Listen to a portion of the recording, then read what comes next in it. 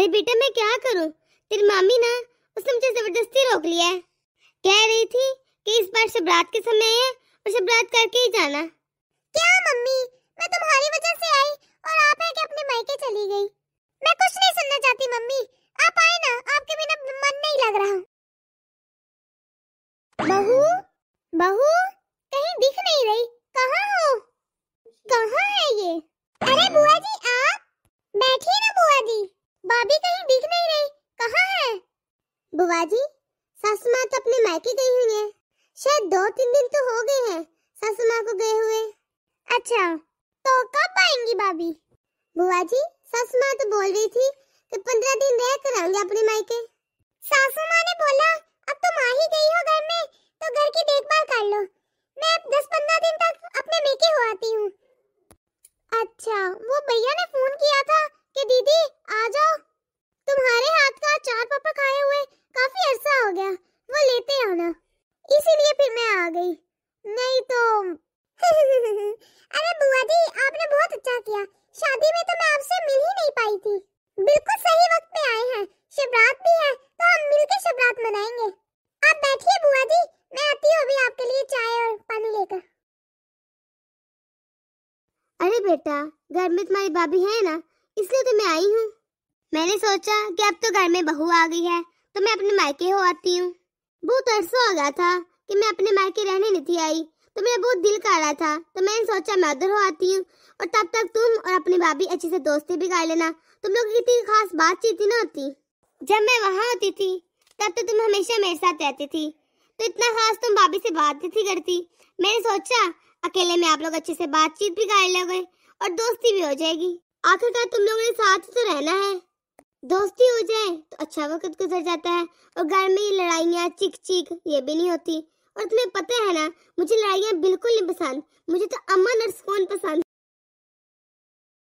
बुआ जी अब आप शिवरात के वक्त आए हैं तो शिवरात तो करके ही जाइएगा। नहीं नहीं बहू। क्या बुआ जी, सासू माँ भी यहाँ नहीं है, जब तक वो नहीं आ जाती एटलीस्ट तब तक तो आप यहाँ पर रहिए, सासू माँ से भी आप मिल लेती, फिर उसके बाद आप चले जाइएगा, मैं आपको नहीं रोकूंगी। फिर बहू मेरे पास इतना वक्त नहीं होता कि मैं यहाँ पर रुक पाऊँ, मुझे 100 काम होते हैं, मेरे बिना तो घर चलता ही नहीं। जिस दिन मैं घर में ना हूँ सारे घर का निजाम अदर बदर हो जाता है। घर में छोटे छोटे बच्चे भी हैं और बहू भी है, वो अकेले कैसा करेगी सब कुछ मैनेज, तो मैं नहीं रुक पाऊंगी बहू, मुश्किल हो जाएगा, वहाँ भी देखना होता है सब। मैं तो ये बस सामान देने आ गई भैया के कहने पर। बुआ जी आपको पता है दीदी भी आई हुई है, मैं उनको बुला कर लाती हूँ। दीदी बुआ जी आई हैं, आइए मिल लीजिए उनसे। बुआ जी आए हैं, हमने तो उन्हें बुलाया नहीं अभी, फिर कैसे आ गई? अभी हाल ही में तो शादी पे आए थे, फिर इतनी जल्दी आ गए। आप ऐसा कीजिए भाभी कि उनसे पूछ लीजिए उन्हें क्या काम है। दीदी आप ये क्या बोल रही हैं? बुआ जी तो इस घर की बेटी है, हमें तो उनकी खातिरदारी करनी चाहिए और सासू माँ भी नहीं है। अच्छा भी नहीं लगता, और वैसे भी शिवरात आई हुई है और मैंने तो उन्हें कहा है वो यहीं पे शिवरात गुजार के हमारे साथ जाए। घर में बड़ों और बुजुर्गों की जरूरत होती है, अच्छा है ना बुआ जी आ गई और शिवरात पे किसी बड़े का होना जरूरी है। क्या भाभी आप उन्हें शिवरात तक रोक रही हैं? अगर वो यहाँ रहेंगी तो उनके लिए भी खाना बनाना पड़ेगा, क्या क्या करेंगे? उनको जाने दीजिए ना, मैं तो आपके भले के लिए बोल रही हूँ। अरे आप कैसी बात कर रही हैं?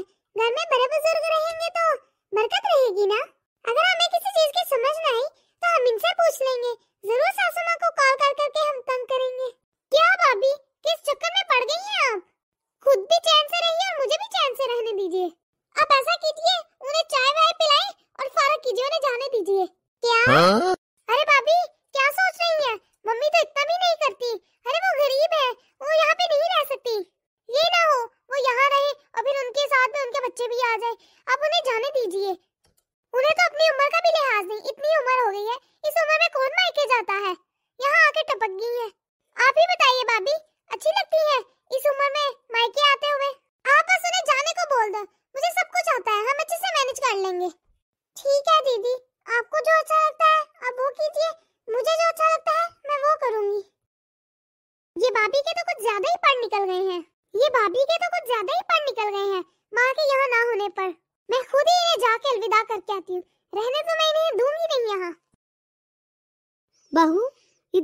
मेरे लिए साड़ी लेके आई थी, कैसी है? अरे वाह बुआ जी, ये तो बहुत अच्छी है।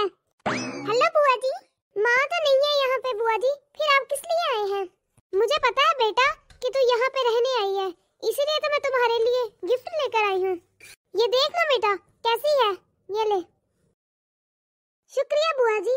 आपको कैसे पता कि मैं यहाँ आई हुई हूँ? कहीं आपको भाभी ने तो फोन करके नहीं बुलाया?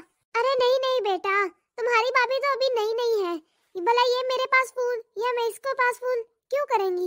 वो तो भैया ने फोन किया था, वो कह रहे थे दीदी जब तुम अचार पापड़ बनाओगी तो ले आना। काफी देर हो गई थी तुम्हारे हाथ का खाए हुए, इसीलिए मैंने बनाए रखे थे तो सोचा लेकर आ जाती हूँ। बहू ये थैली जो है ना, इसमें अचार पापड़ पड़े हुए हैं, तुम ये ले जाओ और किचन में रख दो। ठीक है बुआ जी, मैं ले जाऊंगी। वैसे बुआ जी अचार पापड़ तो मुझे भी बहुत अच्छे लगते हैं। जब मैं मेके में थी ना तो मेरी माँ और दादी हमेशा बनाती थी और मैं बड़े मजे से खाती थी। बुआ जी आपने क्यों इतनी उम्र में आने की जहमत की? आपके साथ जो वो मोहल्ले वाले अंकल आते थे आप उनके हाथ में बेच देते। आपने फजूल में ही इतनी मेहनत की आकर। लेने के लिए सिर्फ आ जाती है, बहाना चाहिए इन्हें मायके में आने का बस। मुझे पता है बेटा, मैं उनके हाथ बेच देती थी, लेकिन क्या करूं, उनका भी बुढ़ापा है, उनको 100 बीमारियां लगी हैं, तो वो भी बार बार उठ बैठ नहीं सकते, तो मैंने सोचा भैया ने इतनी बार बोला है तो मैं खुद ही दे आती हूँ। वैसे मैं किसी अपने मतलब से नहीं आई, मैं तो बस भैया की ख्वाहिश पूरी करने के लिए आई हूँ।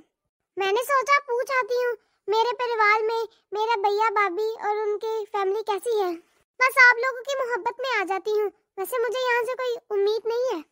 क्यों गलत सोच रही हो बेटा मेरे बारे में? दीदी बुआ इतनी दूर से हमें मिलने आई है, हमें देखने आई है। बुआ आप रुक जाती ना थोड़ी देर के लिए? अगर आप रुक जाती तो बाबूजी को भी अच्छा लगता, वैसे भी घर में सासू माँ भी नहीं है और शिवरात भी है। अगर आप रुक जाए तो और भी अच्छा हो जाएगा बुआ जी। बहू मैं कपड़े नहीं लाई साथ। ये भाभी भी ना ज्यादा ही चापलूसियां लगा रही है, इतना मीठा बनने की क्या जरूरत है, ज्यादा ही मोहब्बत जाग रही है इनमें। बुआ जी आप कपड़ों के बारे में क्यों सोच रही हैं? आप मेरे पहन लेना या फिर सासू माँ के कपड़े पड़े हुए हैं उनमें से कुछ पहन लेना। भाभी मुझे आपसे कुछ बात करनी है, रूम में आइएगा। बुआ जी मैं आपके लिए नाश्ता लगाती हूँ। आ रही है दीदी, 1-2 मिनट में आती हूँ। ये बहू कितनी कोशिश कर रही है कि मैं यहाँ रुक जाऊँ, लेकिन इसे क्या पता इसकी नंद और सास मुझे 1 मिनट के लिए भी यहाँ बर्दाश्त नहीं कर सकती। मैं तो बस भैया की मोहब्बत में आ जाती हूँ। जब से माँ बाप गए हैं तब से तो मेरा मायका ही छूट गया है, बस एक भैया ही तो बचे हैं, उनकी ही मोहब्बत में आ जाती हूँ। लेकिन उन्हें क्या पता कि भाभी और उनकी बेटी का मेरे साथ कितना बुरा बर्ताव है। अगर अब मैं भैया को कुछ कहूँगी तो मुझे ही बुरा लगेगा, उनमें लड़ाइयाँ हो जाएंगी। मुझे ये बिल्कुल अच्छा नहीं लगेगा कि मेरे चक्कर में भैया लड़ाई करे बेटी और माँ से। क्या हुआ दीदी, आप ऐसी बातें क्यों कर रही थी बुआ जी के सामने? और ऐसे अच्छा लगता है? बुआ जी बाहर बैठे हुए हैं और हम कमरे में आ गए, वो क्या सोच रहे होंगे हमारे बारे में? अभी इस घर की सास माँ है, आप नहीं, और आप सास बनने की कोशिश भी मत करें। आपको जो कहा जाए आपको वही करना पड़ेगा। दीदी ऐसा भी मैंने क्या बोल दिया? बुआ जी भी तो इस घर की बेटी है, अभी वो आई है और आप उन्हें बोल रही है जाने को। इतनी शाम हो गई है, अगर वो इस वक्त जाएंगे बस में बैठेंगे वहाँ से उतरेंगे रात हो जाएगी, उन्हें सही नजर भी नहीं आता, वो गिर भी तो सकती है, उन्हें कुछ हो भी तो सकता है। हमारा फर्ज बनता है कि बुआ जी यहाँ पर आई है तो उन्हें एक रात के लिए यहाँ पे रोक ले, सुबह आप जाने के लिए बोल दीजिएगा।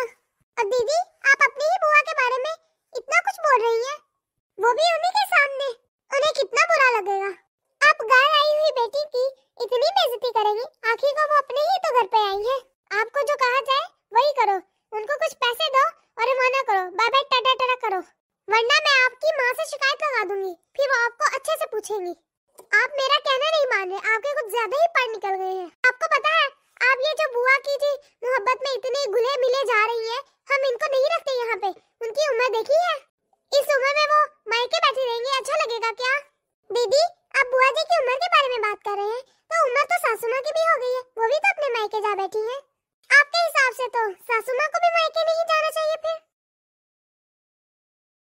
अब बहू को कौन समझाए, जब मैं ईद पे भी यहाँ आती हूँ ना तो ये लोग तो मुझे तब भी बर्दाश्त नहीं करते। अब कहाँ ये मेरा मायका रह गया है, जब माँ बाप ना रहे तो मायका भी खत्म हो जाता है।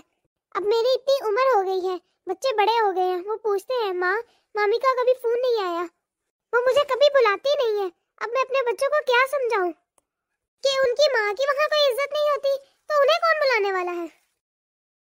दीदी अभी आप यहाँ पे नहीं है, आपको इस घर के असूलों का नहीं पता। अब यहाँ रहेंगी तो आपको सब पता चल जाएगा। जब दादा दादी जिंदा थे ना, तब ये अपने मायके में बहुत ज्यादा आती थी। और आपको पता है ये मायके में एक एक महीना नहीं, दो दो तीन तीन महीने रुक के जाती थी। साल में 5-6 बार चक्कर लगा के ही जाते थे। आप ही बताइए कितना खर्चा हो जाता है जब भी आती है। और जाते वक्त इतना सामान साथ लेकर जाती थी, सिर्फ मुझे ही पता है। एक तो खुद गरीब है, दादा दादी को अपनी गरीबी दिखा कर यहाँ घर का सारा सामान ले जाती थी। जब से दादा दादी गए हैं तब से माँ इनको पूछती भी नहीं है, इन्हें बुलाती तक नहीं है। अगर कोई ईद आ जाए, शिवरात आ जाए, कोई फंक्शन आ जाए, हम इन्हें कभी नहीं बुलाते। जब कभी इनकी जरूरत हो तब मेरी माँ इन्हें बुला लेती है और उनको काम करवाने के बाद वापस भेज देती है। क्योंकि आपको पता नहीं है भाभी जी कि वो यहाँ से कितना सामान थैले भर के लेके जाती थी। जब से दादा दादी गए हैं हम इन्हें सिर्फ 200-400 रुपया दे के रुखसत कर देते हैं। दीदी फिर तो ईद पर भी बुआ जी नहीं आती होंगे। नहीं, हम लोग बुलाते ही नहीं है। माँ किसी के हाथ से एक सूट भिजवा देती है ईदी के नाम पर, और कुछ नहीं। दीदी आप ये कैसी बातें कर रही हैं? क्या मतलब? आपको जितना कहा जाए उतना करे, इन्हें अभी रवाना करे तो मतलब करे। दीदी आप बहुत गलत कर रही है। ऐसा कैसे हो सकता है कि मैं उन्हें चंद 100 रुपए पकड़ा दूं और उन्हें बेच दूं? भला इस जमाने में 200-400 की क्या ही अहमियत है? इससे ज्यादा महंगा सामान तो बुआ जी ले आई है। आपके कपड़े, मेरे कपड़े, इतना ज्यादा खाने पीने का सामान कितना महंगा पड़ता है। आप ये जो कर रही हैं ना दीदी, मैं देख भी रही हूँ और सीख भी रही हूँ। जब आप भी बुआ जी की उम्र की हो जाएंगी ना, तब मैं भी आपके साथ ऐसा ही सलूक करूंगी। उम्र के साथ रिश्ते छोटे हो जाते हैं ना दीदी, मैं भी देख रही हूँ और सीख भी रही हूँ। ये आप क्या बोल रही हो भाभी? मैं आपकी सगी ननद हूँ। क्यों नहीं आप बुलाएंगे? क्यों नहीं रखेंगे आप मुझे? दीदी जब आप मेरी ननद है तो बुआ जी भी तो सासू माँ जी की ननद है। आपके हिसाब से तो एक उम्र होती है ना बेटियों की मायके आने में। जब आपकी उम्र हो जाएगी तो फिर मैं भी आपके साथ वही सलूक करूंगी अभी जो आप बुआ जी के साथ कर रही है। आपकी उम्र बढ़ती जाएगी तो फिर मैं भी आपको नहीं पूछूंगी। दीदी आप मेरे साथ चलिए और बुआ जी को हम रोकते हैं। कैसे नहीं रोकेंगी वो?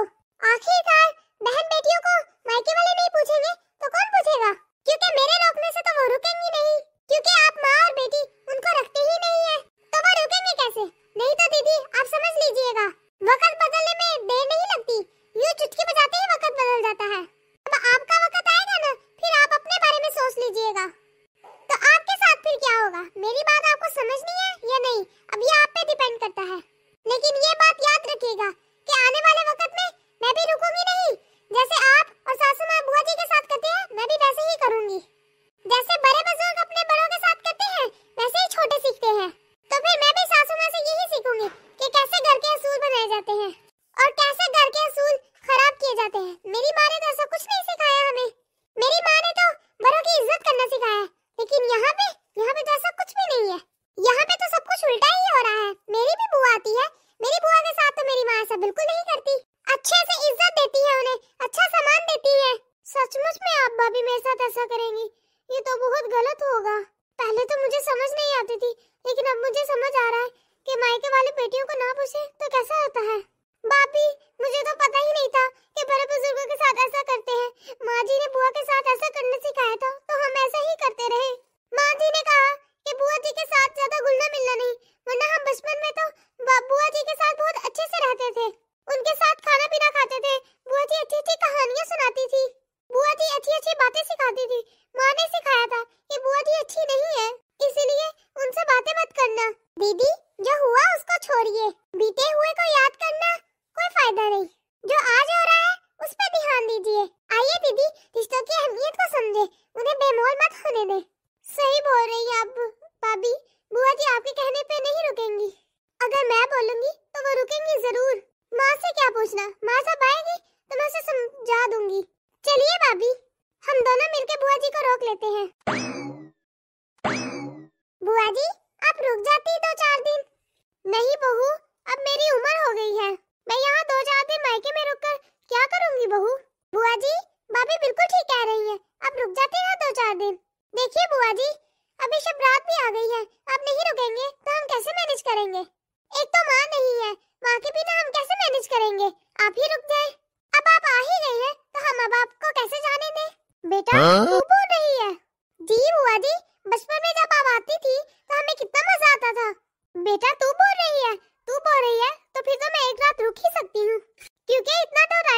बचा कि मैं यहाँ से जाऊंगी, बस पकड़ूंगी, फिर घर जाऊंगी। इस टाइम तो मुझे कोई बस मिलनी भी नहीं है।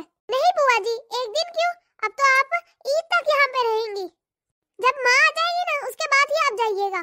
मैं तो आपको जाने ही नहीं दूंगी। जैसे बचपन में आते थे आप हमें कहानियाँ सुनाती थी, अब कहानियाँ तो नहीं लेकिन अच्छी अच्छी बातें जरूर सीखेंगे हम आपसे। अब तो मेरी भी शादी हो गई है, अब जिंदगी के क्या असूल होते हैं हम आप ही से सीखेंगे।